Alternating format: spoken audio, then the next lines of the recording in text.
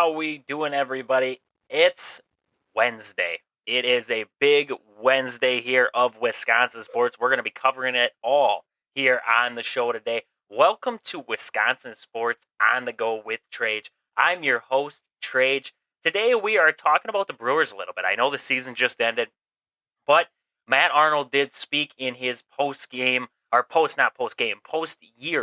uh, interview there, and he talked a little bit about Craig Counsell, also talking a little bit about guys like Brandon Woodruff, Burns, and Adames. So we're going to talk about that. We're also going to be looking at who is up for arbitration coming up in this next offseason. Also talking a little bit of Packers here, and then looking at the NFC North. Some interesting news there in the NFC North coming out of the Vikings right now. Also, Bucks basketball, looking at the game last night for the Bucks there against the Grizzlies. And then we're going to be looking at just the NFL, some of the top stories in the NFL as of today, and then also the NBA and MLB games going on tonight. The playoffs are still rolling, so we're going to be talking about what is going on tonight in the MLB.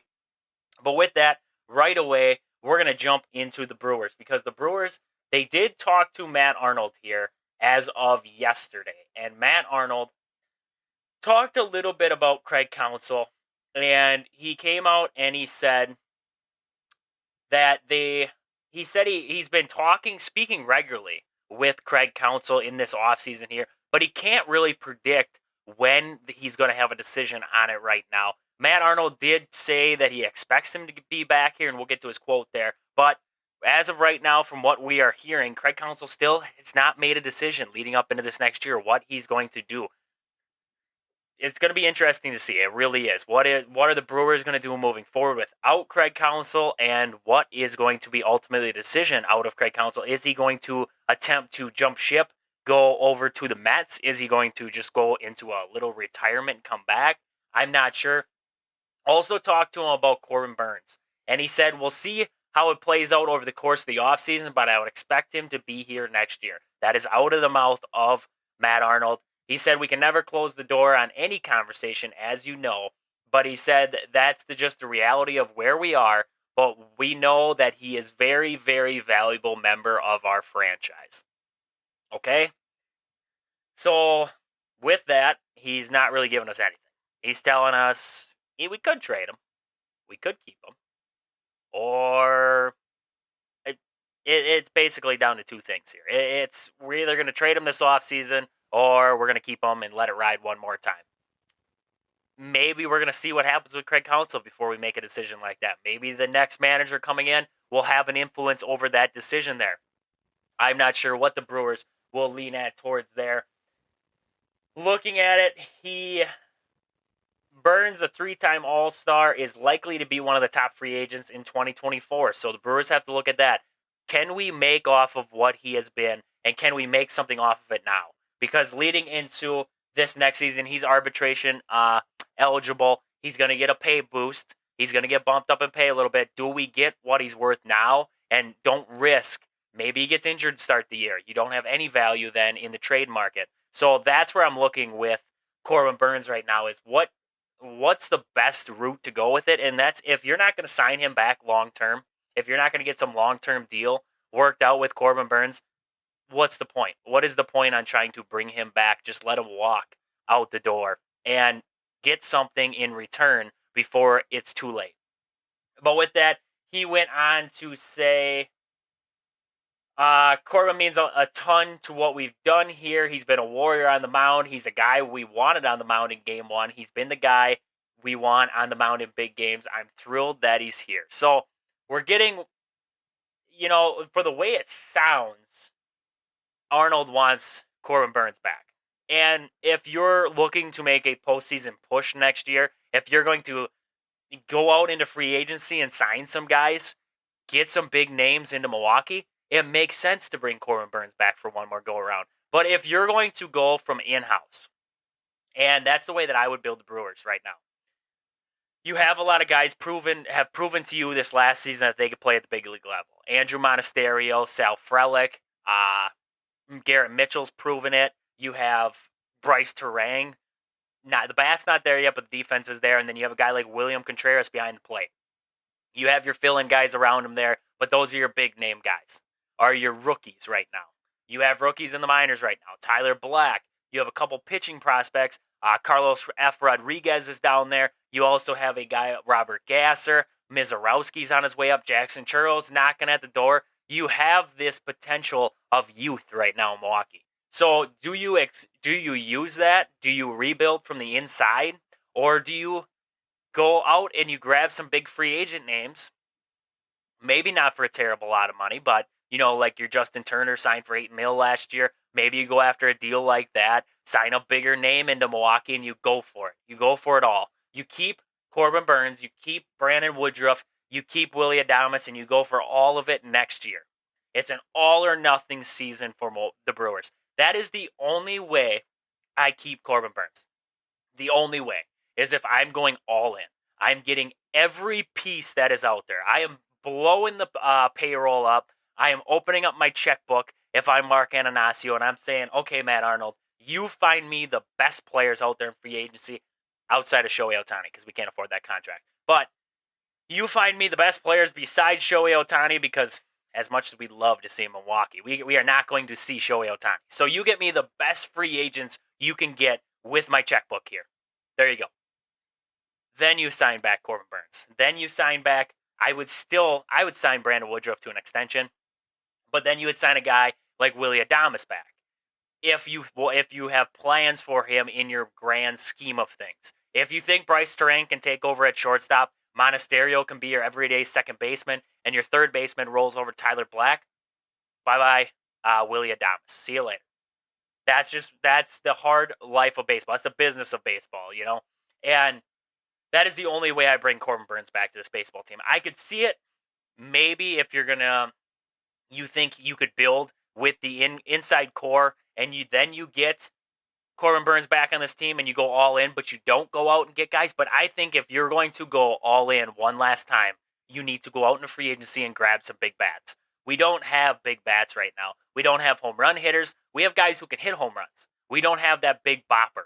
Like you look at the Braves and you have Ronald Acuna and you have Matt Olson and Sean Murphy and Ozuna, and you have Travis d'Arnaud can still hit the long ball. Arcia's turned it around for him here. I mean, they have guys, Austin Riley. I almost forgot about Austin Riley there. Austin Riley. That is a team loaded with home run hitters. The Brewers don't have one. They have guys who can hit them, but they don't have them. Christian Yelich almost led the team in home runs this season. That tells you how low they were on the totem pole for home runs. This Brewers team needs big boppers. They need to go out in free agency and get those big boppers. And then I think this team, that's the only way I bring back Corbin Burnes. Long story short, that's when I bring him back. But looking on what Arnold went on to say, he said with Craig Counsell, he's maybe one of the best people I've ever worked with. I really, really enjoy working with him. He challenges us in great ways. We see the world differently. I think it's healthy. I think he means a lot to this community. He's been I think he is done.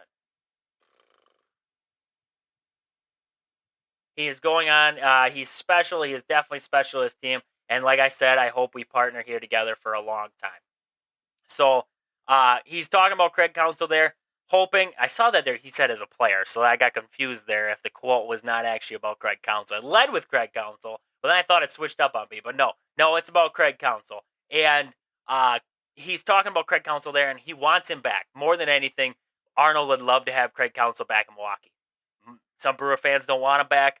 If you give Craig Counsell, and I've said this for a while, and sometimes, he mismanages games. I think he goes completely haywire on us sometimes.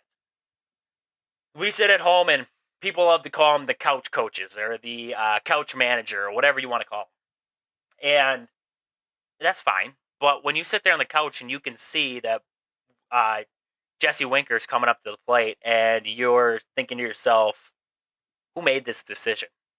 We know this is terrible, but yet it's still being put into motion. That's when we get a little iffy with Craig Counsell. No, he has not had the postseason success that you wish he would have. No. But the regular season, one of the most successful managers, the most successful manager for the Brewers, and the longest tenured manager in the NL right now. He's had success at the big league level as a manager. He hasn't proven it with a World Series. I'll give you that. He hasn't proven it with a World Series yet, but he is in-game manager, struggles at times. But he's done a lot with a little. You look at these teams, besides the 2018 team, and you look over the years, Jeremy Jeffress blew opportunity there to shut down the Dodgers in Game 7 of that series. Josh Hader blew a save. Devin Williams blew a... He didn't blow a save in that one. The Brewers were down. It was a 4-3 game against the Diamondbacks, but Devin Williams got rocky on him. The Brewers, at times, have failed Craig Counsell. I mean, and this offense for the Brewers, Craig Counsell can't bring in... You have 12 hits, 17 runners on base. Craig Counsell, what was he supposed to do? On his bench, I would have only said put in Andrew Monasterio or Owen Miller for a crack at the plate. That's all I could have said different. Otherwise, Craig Counsell could not do anything about a couple of those situations there where Tyrone Taylor hit into an inning-ending double play on a line drive where Evan Longoria made the play. That's out of his control. That series is different with that. That ball gets through. That series is different. Maybe the Brewers win this series then. It's all uncontrollables that we get the most irritated with Craig Counsell. It's just we magnify those and we really put into effect the opposite side of it, and that is when Craig Counsell puts a guy in like Jesse Winker. And trust me, you guys listen to this. You listen to a couple of the last podcasts I've done. I was pissed when they put in Jesse Winker as a pinch hitter. I was through the roof irritated. I said, we're waving the white flag right now with this Brewer game. But that's where I'm saying is that Craig Counsell mismanages games. He does, but all managers do. At some point, they're going to make a mistake. They're going to push the wrong button. He looked at the stats. I wish he would go away from the stats sometimes. I wish he would just go with gut feeling. What he feels in that situation. He's not a dumb guy. He's a smart guy. And I wish he would go with, I think he's too smart. He tries to go with the stats situations. He sits down there and he goes, okay, my stats are who's my best pinch hitter on the bench right now. I wish he'd go with who is my best hitter on the bench right now? Who is my best pitcher out there in the bullpen in this situation? That's what I wish Craig Counsell would go with. If he comes back to Milwaukee and he starts to use that gut feeling that us at home have when we're watching Brewer games, I think he's going to have a little bit more success. But you go all in for Craig Counsell here in this next season. You get him back and you go all in like I was talking with Burns, adding some big free agents. I think the Brewers have a great shot. I really do. With Craig Counsell back at manager, he's got all the buttons he can push. He's got all the guys to work with that he needs. I really do think the Brewers would have a decent shot there in this next season. But that's enough about that. When he went on to say, Matt Arnold went on to say, talking about Brandon Woodruff, and he said, anytime you have issues with the shoulder, it's hard to know exactly because it's so complicated. There are so many mechanisms within the shoulder that we know that are a factor, and it's more complicated than the elbow, but it's hard to say from my perspective. We'll wait until we get the evaluation. So he's supposed to be getting another evaluation here pretty soon to see what's going to be happening with it. Hopefully everything checks out for the most part and we don't lose Brandon Woodruff for the start of next year. But with that, I think you can get Brandon Woodruff to sign in Milwaukee. Doesn't have to be for a huge deal, especially with the injury problems he's been having. I think that's going to help him, or help the Brewers not have to spend a fortune to keep Brandon Woodruff in Milwaukee. But with that, he went on to say, we did feel like we had a championship caliber team there this year, and that's why it makes it more difficult, honestly, for our staff. But we have pretty good resolve in this group, and I think we're going to get after. We already are getting after it for what we can do better in the future. What you can do better in the future is just dump Jesse Winker before we get to this point. And also, tell your owner to open up the checkbook a little bit and get some big bats in Milwaukee, because we were missing big bats this last season. Though you were relying on the rookies too much to come up in big spots for you all the time. And they didn't. They didn't come up when it counted the most, and that was the killer for them. These rookies for the Brewers, they're going to come around. I think Sal Frelick is going to have a heck of a career. I could see Bryce Terang being a better hitter. I really can. Andrew Monasterio I think he's a phenomenal hitter for what he is. I mean, he's not an over-the-top hitter, but he's going to put the ball in play for you. He's got some speed. And I think Andrew Monasterio is going to be a great player for years to come. But you relied on him too much. You did not have any veterans behind them to put them on a path, to show them what to do. And you added a guy like Josh Donaldson that didn't do anything for you. did not help this team. He had a couple home runs. Had a couple home runs. I don't think it was the big boost the Brewers were hoping for, and that's where, I think they need to really sit down as a staff, as management, and look underneath of a microscope and see, where did we fail this Brewers team this last season? Where did we fail the fans in this last season? But with that, I just want to look at the guys real quick that are up for arbitration leading into this next offseason here. Corbin Burns is projected, he's sitting at $10 million right now in his contract. He's projected to make 15.1 next season. Looking at some other guys, Willie Adames, he was sitting at 8.70 million in 2023. He's projected at 12.4 in 2024. Brandon Woodruff is sitting at 10.8 in 2023. This is your reasonable contract right there. Brandon Woodruff is projected at 11.6. I think you can knock that down with an extension. I think you can work with Brandon Woodruff in a deal there. Looking at other guys, Devin Williams made $3 million in 2023. He's projected to make 6.5 in 2024. Rowdy Tellez, I think he's a guy that you could dump off this roster. 4.9 in 2023. He's projected to make just under 6, 5.9 in 2024. Adrian Hauser was sitting at 3.6 in 2023. He's projected at 5.6 leading into this next season. And Eric Lauer was sitting at $5 million in 2023. He's projected at 5.2. I think Eric Lauer, another guy you dump. Hobie Milner, he's an affordable contract too. 1.03 million in 2023. He's projected at 1.7 leading up into this next year.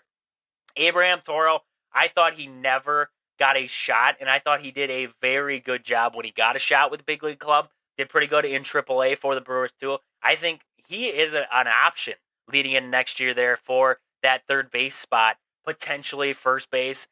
Other positions, I think Abraham Toro can work it around a little bit. He's projected at 1.3, affordable contract right there for the Brewers, only up from 1.25 in 2023. Yoel Pompous will see a pay jump. He was at $730,000 in 2023. He's projected at 1.7. And Tyrone Taylor, same thing, $730,000 in 2023. He's projected at 1.7 leading into this next season. Bryce Wilson, $732,000 in 2023, projected at $1.3 million leading up into this next season. So that's a little bit of news there on the guys who are up for arbitration. A lot of guys going to be making a little bit more money leading in the next year, but I could see a couple of those guys, if not trade candidates, being cut from the roster here to make room for the rookies coming up here pretty soon. I like Tyrone Taylor. I thought he came around last year, but I could see him as a guy. He's going to lose a spot at some point. Sal Frelick, Garrett Mitchell, Jackson Churro. If you sign Mark Canha back, Mark Canha in the outfield, Yelich in the outfield, you're going to run into too many outfielders. I think Tyrone Taylor might be the odd man out with this, especially, you have Joey Wiemer still out there, so I think he might be an odd man out. Also with Rowdy Tellez, I think that it's enough. It's enough. Unless if they see something or Rowdy, they can turn him around, I think Rowdy Tellez will be dumped from this roster too, leading up into this next year. Pitching staff-wise, though, Pompous, he'll be back. Milner, back. I think you bring most of those guys from arbitration back next season there. But with that, we're going to jump over into the Packers real quick. The Packers did sign linebacker Justin Hollins and released Patrick Taylor as of yesterday. At Hollins, Packers had a chance. They released him. Now they sign him back. Patrick Taylor just hasn't been producing for the Packers. Maybe they sign him back. I don't know yet, but that was the big news of yesterday for the Packers. And then I also did see, I was looking around a little bit, and I saw somebody made a comment, and they said, did Aaron Rodgers make Matt LaFleur look better than he really was? And it had me thinking, did Rodgers make Matt LaFleur look good? Well, you try to bring a new offense into Green Bay. You have a Hall of Fame, first ballot Hall of Famer at the quarterback spot. He's going to make you look good. That's undeniable. He's going to make you look good. You look at Bill Belichick with the Patriots. Mac Jones took over. Mac Jones hasn't been doing good. Bill Belichick looks terrible now. Matt LaFleur, Jordan Love comes in. Offense is struggling to start the year here, to say the least. and Matt LaFleur looks terrible. And yes, I do agree. Sometimes the schemes Matt LaFleur throws out there, some of his play calling is terrible. I think you got to let it ride, though, a little bit. I think you have to give Matt LaFleur, I go against myself because yesterday I've talked about how terrible I think Matt LaFleur is. And really thinking about it, I think you got to give him time. I think you do. You have a really young team. This team is the youngest in the league. And I think you have to give them time on the offensive side to figure it out. Now, if you lead into the end of the year and it is still a dumpster fire, maybe then you really put this team underneath of a microscope and say, hey, could Matt LaFleur have done something different? Could Joe Barry Joe Barry doesn't deserve a spot. If there's any guy in this on this coaching staff that doesn't deserve a spot anymore, Joe Barry. If Matt LaFleur keeps preaching for him, then fire them both. That's all I got to say. Because I am sick of watching Joe Barry's defense. You have a top defense. You have some top players on that defense. You've been injured. Quay Walker got injured. Now Darnell Savage is injured. You have your injuries to work through. Hopefully the bye week coming up this week is going to help out the Packers. But I just think the Packers have a lot of talent on the defense. They have talent on the offense. The offense is just, they're rookies. They're working their way around it. Jordan Love's he's got to work through some speed bumps here.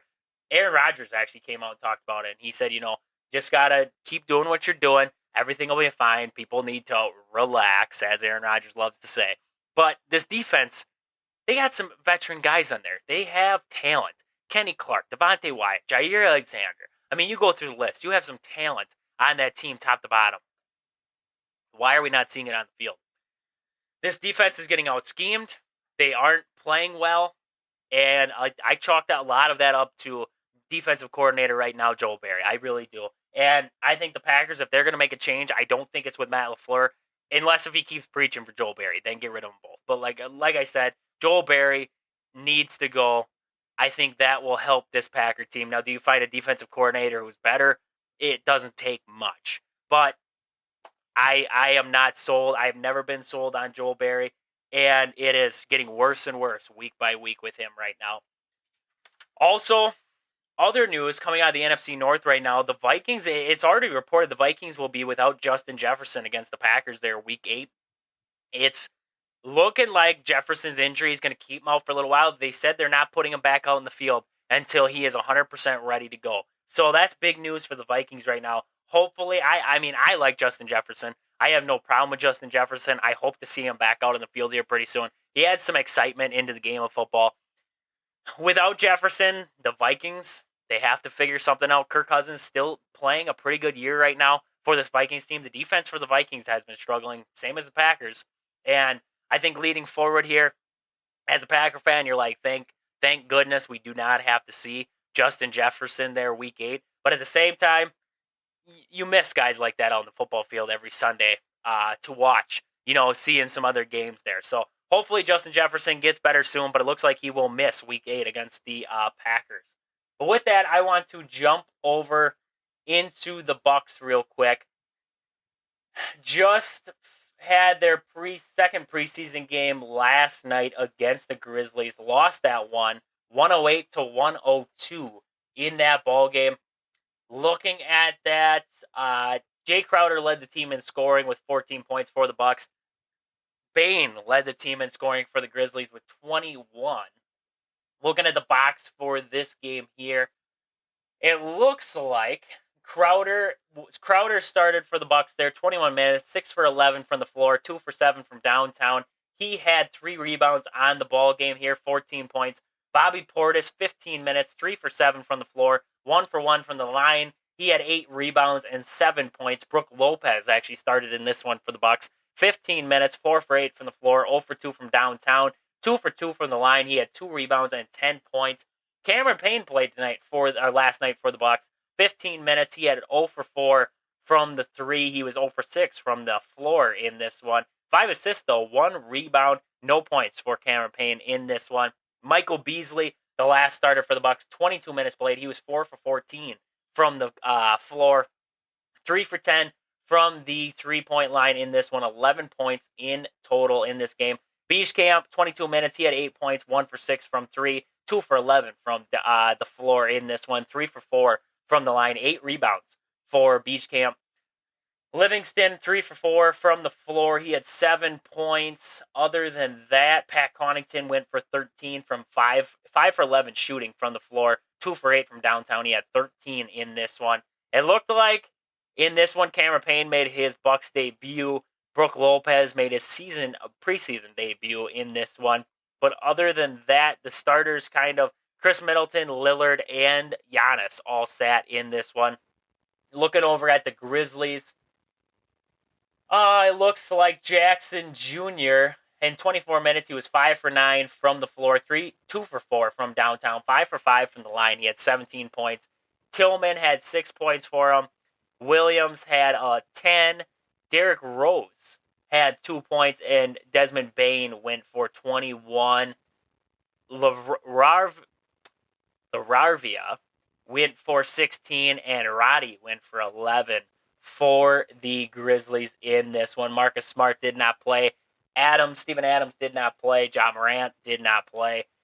So they had, it was the same across the board, both teams there. Did not see all of the starters, but did see a couple of the starters for this next season here, especially with the Bucks not having Giannis out there, or Middleton. Lillard was out too. We will see if they get in that third preseason game. That is coming up. Looks like, if I could get to the schedule here, they play the Lakers coming up on the 15th. So that is Sunday. This next Sunday, they will have the Lakers in that final preseason game there, or in that third preseason game on this season here. So, lost by the Bucks last night there. Good to see Crowder kind of get into the scoring rhythm there, though. And to see Splash Mountain back out on the court there, along with Bobby Portis, and having some of the other depth players that we will see in this next season here, with Livingston getting in there, and also having, I just lost it, Beasley out there for a little bit in that one, 22 minutes played. But to see some of these guys, some of the guys who will be coming off the bench for the Bucks here in this next season, seeing them get out on the court there and seeing what the Bucks will truly have behind Lillard and Middleton and Giannis, to see what we're working with coming up in this next season. But with that, I want to look over at the MLB real quick and look at the playoff schedule. Tonight, it looks like we're going to have a full slate of baseball here today into tonight. 1:07 start for the Astros and the Twins. That game, Houston leads the series 2-1 there. Houston coming in this one, looks like it's going to be Jose Urquidy against Joe Ryan in this one. Atlanta and the Phillies, first pitch set for 4:07. That series is tied 1 apiece. Texas and Baltimore, 6:07 start there for that one. And then the Dodgers and Arizona, 8:07 start for that ball game. That series, Arizona leads 2-0 right now. Oh, sorry, not. I just looked at the old one, not the Orioles and Rangers. That series is over, so it will be just the 3 games tonight there. Houston and Minnesota, Atlanta and Philadelphia, and the Dodgers and Arizona in this one.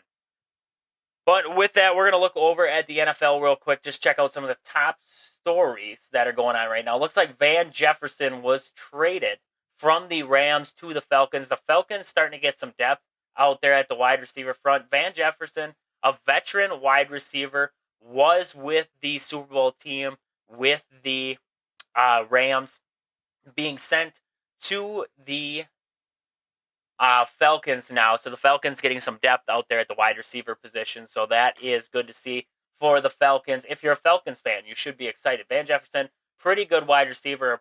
He's not your over-the-top guy, but he will give you some valuable catches there. Looks like I did see that Deebo Samuel had a word of warning for Parsons and the Cowboys. And after that game, he said, I don't think the Cowboys want to see us again. It might be a little bit worse. And you look at that, and then you look at what the response was from Micah Parsons. And he goes, I just feel like he's making it way more personal than it had to be. Kittle's my guy, and I'm going to say this, laugh now, cry later. Oh boy. The rivalry has started between the 49ers and Cowboys. It was a shellacking, so Cowboys don't have much they can say. But Debo's Debo. He's going to run his mouth. He's going to tell you what he wants to tell you. I'd watch out for that defense, though, because Micah Parsons, that's a big boy. And you don't want to mess with Micah Parsons. He is, if not the best player in the NFL, one of the best defensive players in the NFL. And Micah Parsons is going to put, you're going to have your money where your mouth is in that one.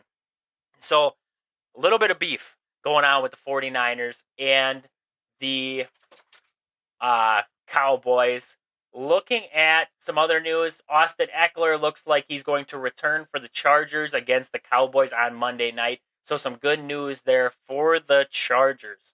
But that's about all I have right now. The NFL is in full swing. We're getting to the midway point in the season here. It's getting interesting. It really is. Some of the divisions I didn't expect to see what I'm seeing right now. And then you look at others and it's like, okay, you look at the 49ers out west, you look at the Eagles in the east, that's what you expected. The AFC South is a mess. The NFC South did not expect to see the Tampa Bay Buccaneers sitting where they are. Baker Mayfield and the Tampa Bay Bucs are actually playing some pretty good football right now.